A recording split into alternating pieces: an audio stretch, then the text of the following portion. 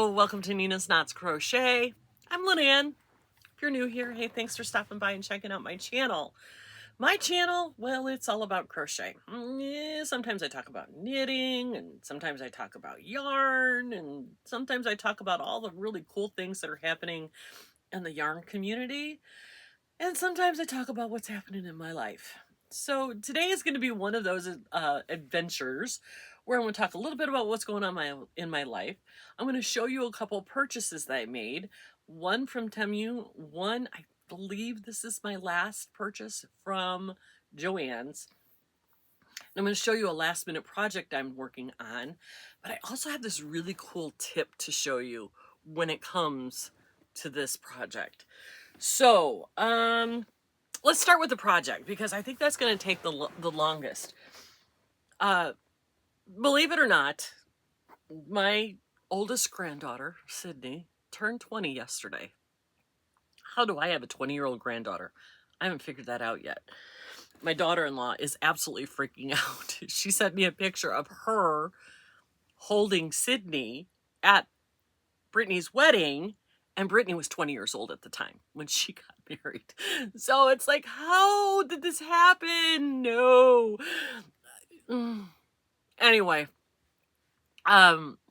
so Sid, you do what you do when you have adult grandchildren. You call and say, you know, what do you need? She's in college. Do you want snacks for your dorm, junk food? Do you want a gift certificate to go out to dinner? What do you want Nina to get you? What, people, it's an open book. What do you want from him? She said, I really don't know what I want, but I do know that I want you to make me a crocheted something. I really want a crocheted tote bag. Drop everything because she wants a crocheted tote bag. So I have started, and I'm not using a pattern, guys. I just kind of am winging it. I did an oval bottom, a couple inches wide, and then I started half double crocheting up, did a row of windows, solid section, row of windows. That's how it's going to go. I'm using Karen Ripple Cake. It's one of the soft summer stripes, 100% cotton. It is 3-weight, and there's 491 yards. I don't know if this is going to be enough to make it as big as I want. So I'm thinking the finishing, I'm going to have to do like a row at the top, a couple of rows in a different color that matches this. She wanted cream or browns. So she picked this. I gave her some options. She picked this. And I mean, it's pretty and I love it. It's turning out beautiful, but I just don't think it's going to be enough to give her the size body of the blanket that she wants, and then straps. She kind of sent me a picture of an example that she wanted, but she didn't want the blue stripe. She just wanted it in a basically a solid color of the cream. So she did that, and I have some other cotton that I can put with this to make like a solid band around the top and then the straps, which is my plan. So that's what I'm doing for her. But I have to tell you guys, and I'm going to try to see if I can find the name of the, I think I have to go to my library. I was having a brain cramp while I was trying to get started on this, and I couldn't remember the math on how to do a oval bottom. So I thought I'll just Google it real quick on YouTube. I'll just see if I can't find something really cute. Maybe I'll find a cute pattern. Well, I came across a couple of different random refresher courses on how to do the oval bottom. But while I was doing it, I noticed there was, and I don't know if I'm going to be able to find it. Oh, come on.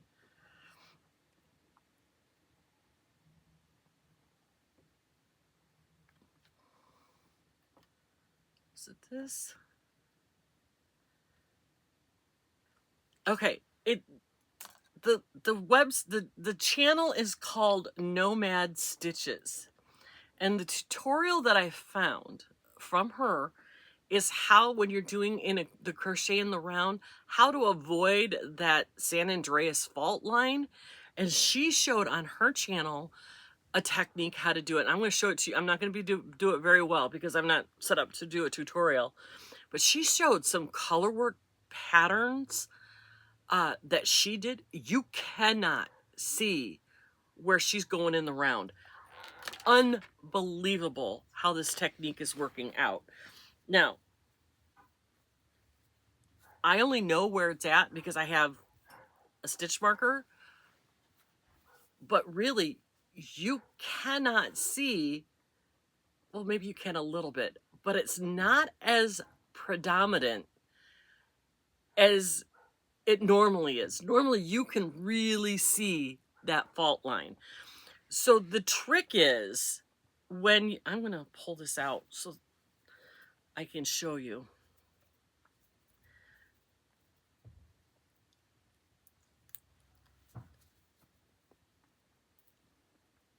Okay, so I've come around, I've done my last stitch. Let's see if I can get closer. And then you're going to go in and do your slip stitch like normal. And then for the next round, for me, I'm chaining 1 and then doing a half double crochet. But it always, if you're chaining 2, you're chaining 3, this is what you do. You chain 1 and you pull that tight, almost knot it. And then you go ahead and do whatever your stitch is. If you're going to do a chain 2, that's your chain 2, and you do whatever your next stitch is into that same stitch. That pulling that first chain 1 tight, you lose the fault line. It almost becomes completely invisible. I'll link that tutorial below where you can see how she's done it, and she'll show you examples on some beautiful colorwork sweaters that she's done. You'll be amazed that you cannot see it. So you can kind of see it on this, but it's not as predominant as when you don't pull that first chain of your chain 1 of the next round super tight, almost knotting it. It's game changer, you guys. So I'll link that tutorial below so you can go check it out. But yeah, this is my made up tote bag for Sid. Okay, you want to see what I have bought in the last couple of days? Tom wanted something off of Temu, and you know, you have to hit a certain threshold, so I had to buy some extra things. And of course I had to buy some extra cute things because you know what? Life's short, and buy the cute things. Buy the cute shoes, buy the cute top, buy the cute needle stoppers. So, and you guys know that I use my needle stoppers on the end of my Tunisian hooks. But one of my subscribers commented on my video where I showed you my little hedgehogs that I purchased. She said you put it on the end of your real pointy scissors so that you don't poke yourself when you reach into the bag. Brilliant, right? So I have the sloss, and look, it's on the end of these scissors, so you don't, if these are down in a project bag, you're not going to stick yourself. So here are my little sloths. Are they cute? And then I have